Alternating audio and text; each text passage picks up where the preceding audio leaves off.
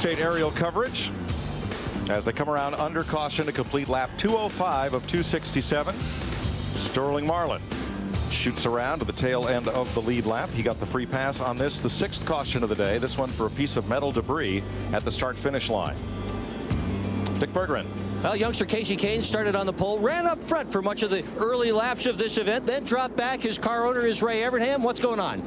Well, we got a little bit behind with some of our adjustments. Car got a little bit loose on him, and then he shot to the outside of somebody down there and drove her in pretty hard. Got a lot of junk on his tires and fell back. And the car's actually still fast. We just got to get him in some clean air and see if we can get him up front. But we're real proud of that kid, and the whole Dodge Dealers UAW team is running real well.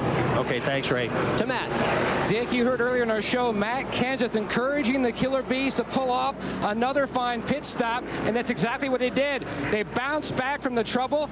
13.9 seconds. They were watching the video on the recorder. They were very pleased with that stop. Mentally, it is so important for these guys to get it back together, and they sure pulled it together. Great stop.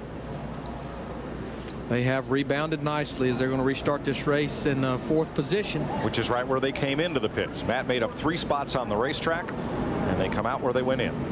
Got to believe Jimmy Johnson might be a setting duck there, though, wouldn't he, Larry? Yeah, I mean, he's the only car in that group that has 2 tires, 2 right side tires. He only has 7 laps on his left sides, but it takes sometimes a lap or 2 for those new right sides to catch up with those older left sides. Yeah, I think that's the downside is the fact that the lefts are new, or the rights are new and the lefts are used. But let's don't count him out yet. No, sir. Every time we say never. And for track position, Jimmy Johnson came into the pits 20th, came out of the pits 3rd. We'll see if that pays off right about now. Fox tracks, they bring them down about 55 miles per hour. What do you think one last time? Cut that surround sound up and let's crank it up.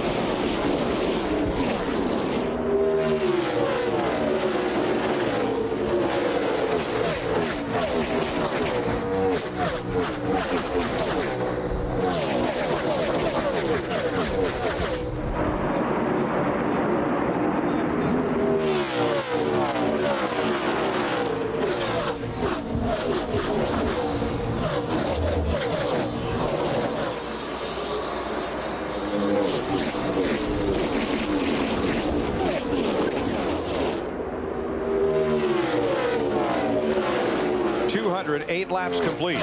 Kevin Harvick not quite a second ahead of Tony Stewart. Jimmy Johnson holding 3rd as you watch Jeff Gordon and Bobby Labonte there battling for 6th. Steve Burns.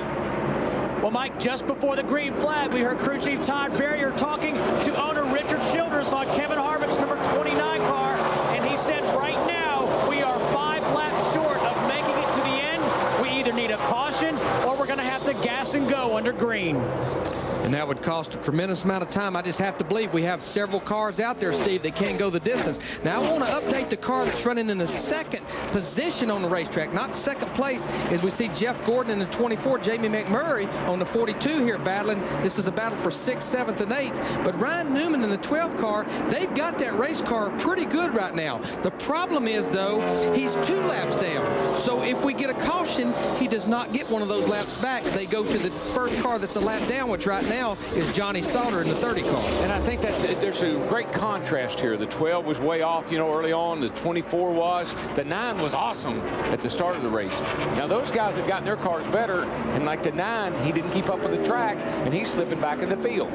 Casey Kane is back to 14th. Dale Jr. back on the track, 44 laps down, and 35th is right about where he'll end his day.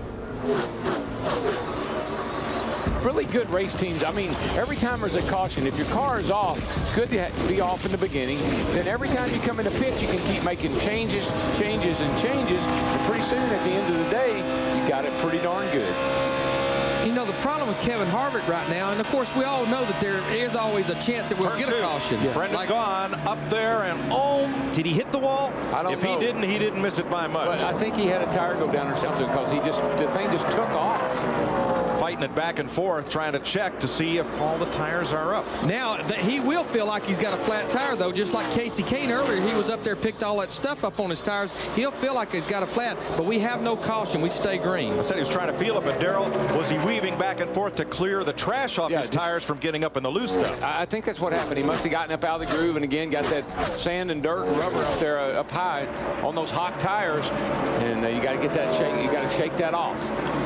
Jamie McMurray after Bobby Labonte, and that will change 6th place. But I was just fixing to tell a story on Kevin Harvick in the 29 car. You know, if you're a couple of laps shy, you can maybe make that up, especially because if the pace slows down, you're using less fuel. But if he's 5 laps short, that's 7.5 miles. That will be hard to make up. Especially when he's sitting out there leading the race. How much fuel can the driver conserve, Darrell? You know, it varies, Mike, but you can definitely save fuel. It's a really getting back in the throttle nice and slow. Don't mat it all at once. And backing off a little early. RPMs is what burns up fuel. So backing off a little early, keeping the RPM down, letting it float down in the corner. A lot of things a driver can do. Ride with Mark Martin as he tries to wheel around Elliott Sadler. That's Johnny Sauter up to the right, who's a lap down. Now, clear for now. Sauter's going to give Mark a little room here.